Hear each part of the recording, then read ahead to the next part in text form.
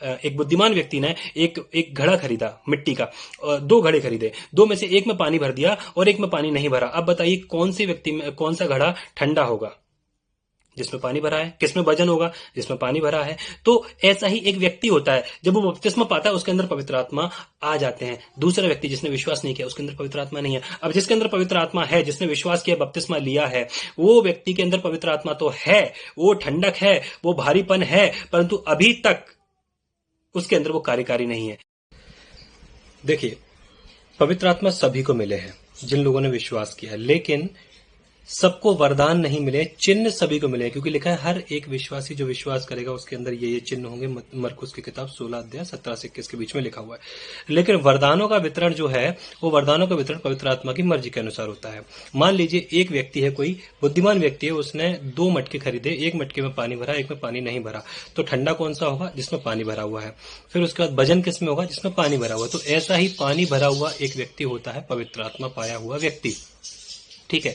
और जो दूसरा व्यक्ति है, उस जो खाली है, इसका मतलब है उसने विश्वास नहीं किया, यीशु मसीह को नकार दिया, उसको पवित्र आत्मा का दान नहीं मिला है। अब ये जो पानी भरा हुआ जो घड़ा है, इस घड़े को लेकर इस मालिक ने एक चौराहे पर या मार्केट में कहीं रख दिया है। अब जब लोग इससे पानी पीते हैं तो ये है उसकी एक सेवकाई। आप समझ रहे हैं?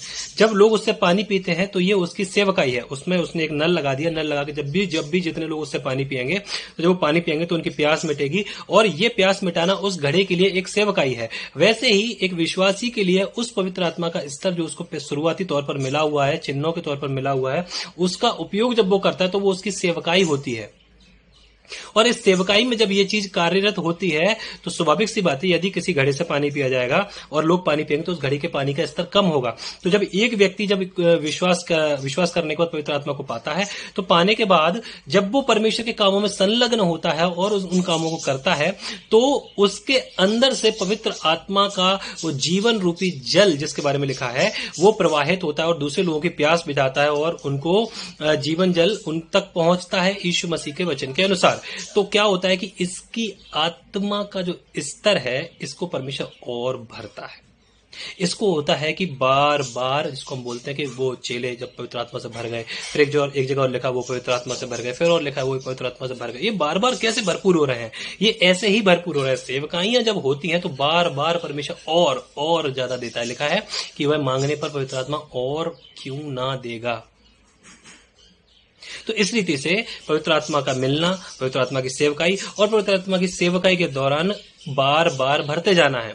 तो फिर क्या करें? उस एक और उदाहरण के तौर पर समझते हैं। इसने एक मटका रखा इस व्यक्ति ने पानी पीने के लिए, लेकिन दूसरा बर्तन लिया स्टील का, तीसरा बर्तन लिया प्लास्टिक की बाल्टी, चौथा बर्तन लिया उसने कोई और सिल्वर का कुछ, एल्यूमिनियम का कुछ ले लिया और चारों में पानी भर दिया। अब स्टील की बाल्टी से वो पैर धो रहा है और अपने दूसरे बर्तन से वो बर्तन धो रहा है, दूसरे बर्तन में जो पानी भरा हुआ है, तीसरे बर्तन में जो पानी भरा हुआ है उससे कपड़े धो रहा है। तो क्या ये पानी सारा वेस्ट है? नहीं, पानी वेस्ट नहीं है, पानी वही है, परंतु सारे बर्तनों के साथ सेवकाइयां अलग अलग है। इसी रीति से पवित्र आत्मा अपनी मर्जी के अनुसार, जैसा मालिक चाहता है कि भाई मैं घड़े से पानी पीऊंगा तो घड़े से पीऊंगा, स्टील की बाल्टी से नहाऊंगा, प्लास्टिक की बाल्टी से कपड़े धोऊंगा, दूसरी बाल्टी से अपने घर के पोछे वोछे लगाऊंगा, तो ये मालिक का डिसीजन है, बाल्टी का डिसीजन नहीं है या घड़े का डिसीजन नहीं है। इसी रीति से मालिक यानी पवित्र आत्मा का डिसीजन है कि वो किस बर्तन में क्या वरदान देना चाहता है, कौन सा पैर धुलाएगा, कौन सा कपड़े धुलाएगा, कौन सा क्या करेगा।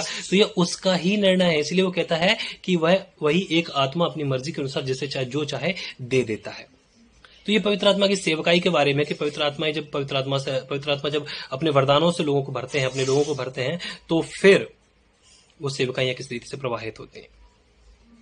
यीशु मसीह ने जब उनको बोला कि तुम जाओ और जाकर सुसमाचार सुनाओ, तो पहले उन्हें चिन्ह के तौर